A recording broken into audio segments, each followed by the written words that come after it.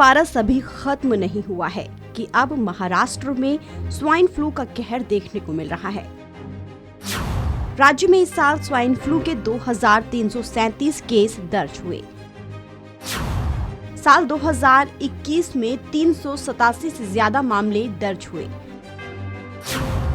तो वहीं साल 2020 में 121 केस दर्ज हुए थे। स्वाइन फ्लू के मामलों को लेकर एक विश्लेषण किया गया है, जिसके आंकड़े काफी चौंकाने वाले हैं।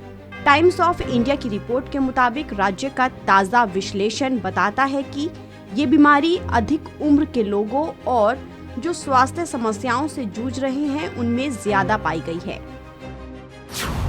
महाराष्ट्र में इस साल 80% स्वाइन फ्लू से मौत उन लोगों की हुई है जिन लोगों की उम्र 40 साल से ज्यादा थी। स्वाइन फ्लू से होने वाली 108 मौतों पर किए गए विश्लेषण में सबसे ज्यादा उन लोगों की मौत हुई है जिन्हें डायबिटीज और हाइपरटेंशन की शिकायत थी, जिसमें 52% मौतें शहरी इलाकों में हुई हैं। इसके अलावा जिन 108 लोगों की मौत हुई है उनमें 75 पुरुष और 36 महिलाएं शामिल हैं। इसके साथ ही सबसे ज्यादा 41 से 50 साल की उम्र के लोगों की मौत हुई है, जिनका आंकड़ा 26 है। तो वहीं 50% ऐसे लोगों की मौत हुई है जिनकी उम्र 51 साल से ऊपर थी।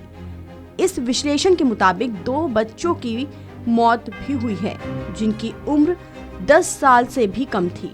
माना जा रहा है कि स्वाइन फ्लू के मामलों में इजाफा मौसम में बदलाव के चलते हो रहा है। महाराष्ट्र के मुंबई में 348 मामले सामने आए, जिसमें से 3 लोगों की मौत हो गई, जबकि मुंबई से लगे ठाणे में 474 केस सामने आए और 14 लोगों की मौत हुई। इसके अलावा कोल्हापुर में 159 मामले और 13 मौतें दर्ज हुई। इस साल जनवरी से लेकर 28 अगस्त के दौरान राज्य में स्वाइन फ्लू के 2337 मामले सामने आ चुके हैं। वहीं पूरे देश की अगर बात करें तो इस साल स्वाइन फ्लू के मरीजों की संख्या 2800 के पार पहुंचने की संभावना है।